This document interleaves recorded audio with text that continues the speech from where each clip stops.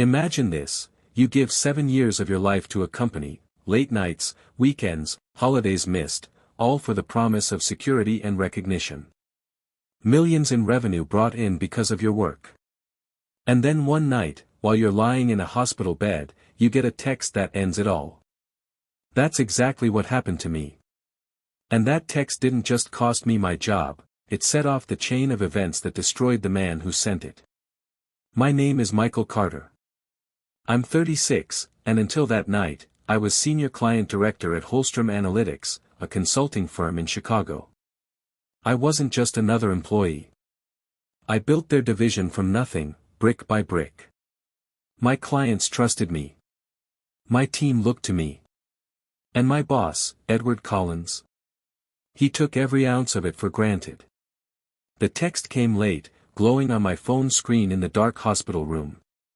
Unreliable employees like you don't deserve a place here. You're fired. No explanation. No face-to-face meeting. Just 7 years erased in one cruel message. For a few minutes, I just sat there, numb. My chest tightened. Anger boiled under the surface, but so did disbelief. I had given that company everything, and when I was at my weakest, they threw me away. I thought I was alone in that moment, but I wasn't. The man in the bed beside mine shifted, cleared his throat, and looked over. He was older, with silver streaking his hair and an 4 running into his arm. Calm, composed, like the chaos of the hospital didn't touch him. He asked, "Rough night?"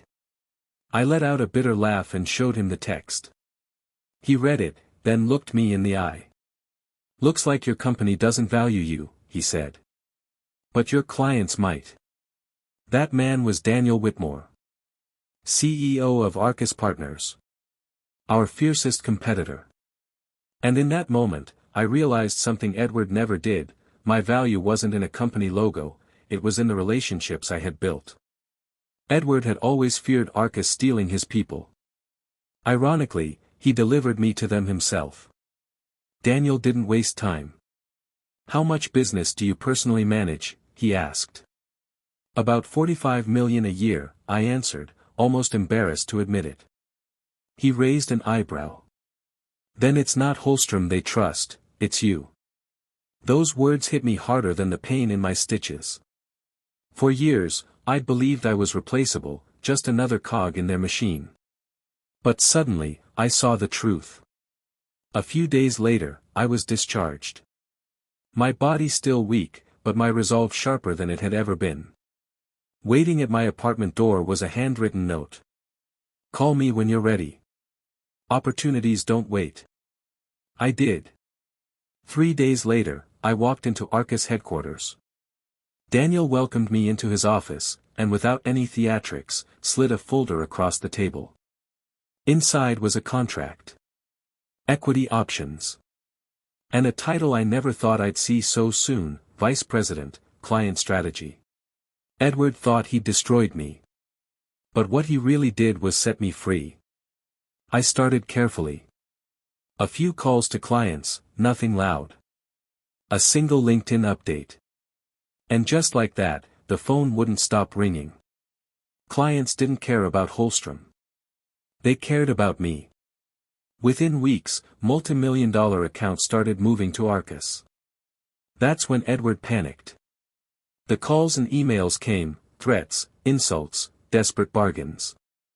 One night he screamed into the phone, "You'll regret this, Carter." But I didn't. Because here's the truth: you can't threaten loyalty into existence. You either earn it, or you lose it. And Edward had never earned it. As the months passed, Holstrom began to crack. Whispers of fraud. Investigations. Audits. Their empire wasn't as solid as they pretended. And then came the inevitable headline splashed across industry journals. Edward Collins removed as CEO after massive client losses. The man who tossed me out from a hospital bed had lost everything, because he never understood the foundation his company was built on. Months later, I stood in my new office at Arcus. Sunlight pouring through the windows. My team thriving. My clients thriving. And for the first time in years, I wasn't weighed down by someone else's definition of my worth. Here's what I learned: jobs can vanish overnight. Titles can be stripped. Companies can betray you. But no CEO, no corporation, no text message can erase the trust you've earned, the integrity you've built, or the value you've proven. Edward's mistake was thinking I was replaceable. My strength came from realizing I wasn't. So if you've ever been cast aside, discarded, or told you weren't worth it, remember this: sometimes being pushed out isn't the end. It's the beginning. The door to the future you were meant to build.